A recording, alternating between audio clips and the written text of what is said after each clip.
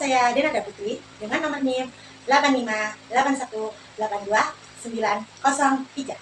Saya mahasiswa dari UD Pokja Tulangan dengan prodi TG PAUD semester 7. Video ini dibuat untuk memenuhi tugas mata kuliah saya, yaitu Filsafat Ilmu.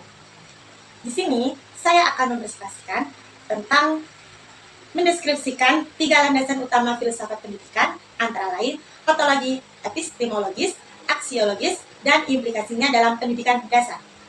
Video ini dibuat untuk memenuhi tugas TT1 saya, yaitu Filsafat Ilmu. Selamat menyaksikan. Di sini saya akan mempresentasikan sebuah PowerPoint, yaitu mendeskripsikan 3 landasan utama filsafat pendidikan, antara lain ontologi, epistemologis, aksiologis, dan implikasinya dalam pendidikan dasar. Baik, untuk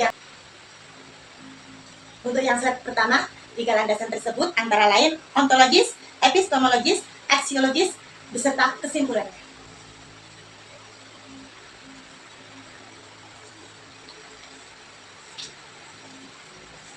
Ontologis. Kata ontologi berasal dari kata Yunani, yaitu ontos, being, dan logos, artinya logi.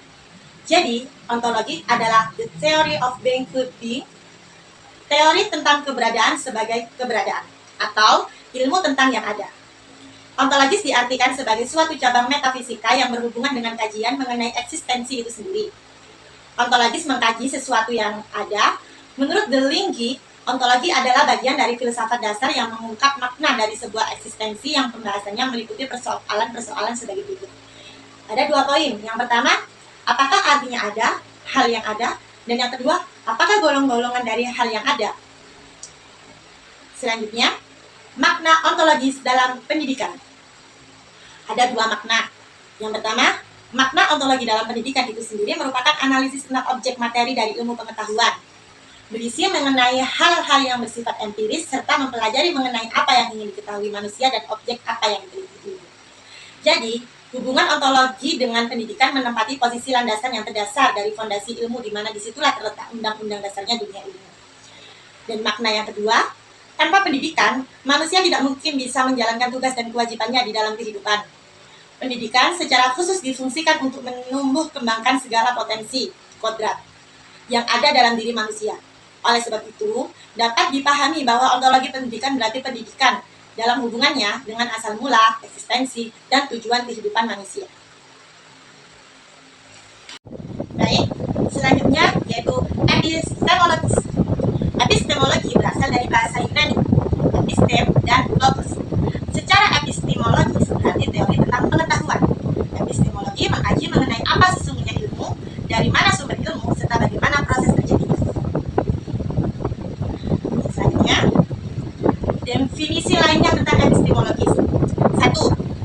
Epistemologi adalah cabang ilmu filsafat yang menangani masalah-masalah filosofikal yang mengitari teori ilmu pengetahuan.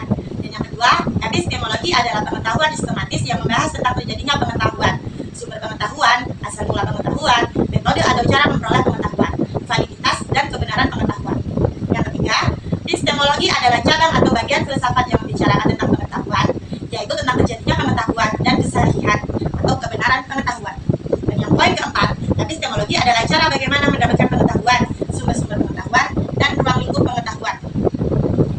Seperti contohnya di modul halaman 2.15. Di halaman 2.15 ini, mari coba kita simak beberapa hasil penelitian dalam bidang ilmu pendidikan.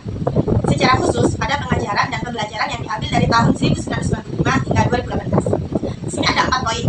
Yang pertama, hasil penelitian yang dilakukan oleh Rank tahun 1995 menunjukkan bahwa harapan pengajaran justru menurunkan motivasi intrinsik, meningkatkan kecemasan belajar, dan menurunkan pemahaman yang mendalam tentang materi ajar. Poin kedua, yaitu oleh Fiorella dan Mayer tahun 2014, melakukan penelitian dengan topik yang sama dan menemukan bahwa tindakan mengajar ditambah dengan persiapan untuk mengajar adalah penting untuk pembelajaran jangka panjang. Selanjutnya poin ketiga, di sisi lain ada Friedrich, Fulmer, Nagias, Jukman, and Troutwin tahun 2015, menunjukkan bahwa harapan pengajaran hanya dapat memiliki pengaruh pada situasi ruang kelas jika tidak dilakukan pengontrolan terhadap pencapaian siswa yang sebelumnya. Artinya, harapan pengajaran dapat saja berpengaruh pada prestasi siswa dalam ruang kelas jika pencapaian pembelajaran mereka dilakukan oleh Grant, Hanson, Holt, dan Papergirl tahun 2016 menunjukkan bahwa salah satu faktor yang menyebabkan harapan mengajar guru tidak memiliki pengaruh terhadap pencapaian pembelajaran siswa adalah adanya kesenjangan sosiodemografi. Nah, untuk yang selanjutnya kita akan membahas tentang aksiologi. Aksiologi dalam Kamus Bahasa Indonesia tahun 1995 adalah kegunaan ilmu pengetahuan bagi kehidupan manusia, kajian tentang nilai-nilai khususnya etika.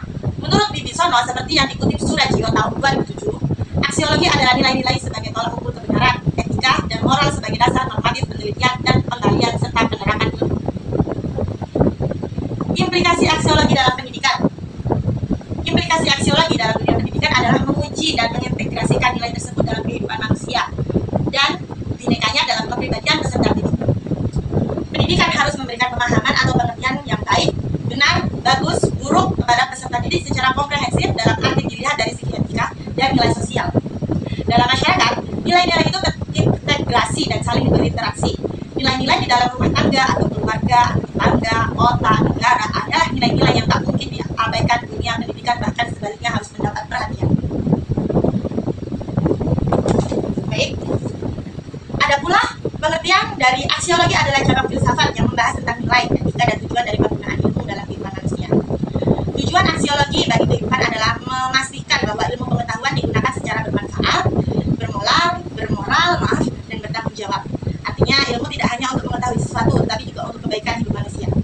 Tujuan secara sederhana sebagai berikut: A. Meningkatkan kesejahteraan manusia. B. Mengarahkan penggunaan ilmu agar sesuai etika. C. Membantu memecahkan masalah kehidupan. Dan D. Membantu sikap bijak dalam menggunakan ilmu. Baik, di antara tiga materi yang tadi saya jelaskan, antara lain ontologi, epistemologis, dan aksiologis, terdapat kesimpulannya dari kita mempelajari pelajaran itu tadi, yaitu kesimpulannya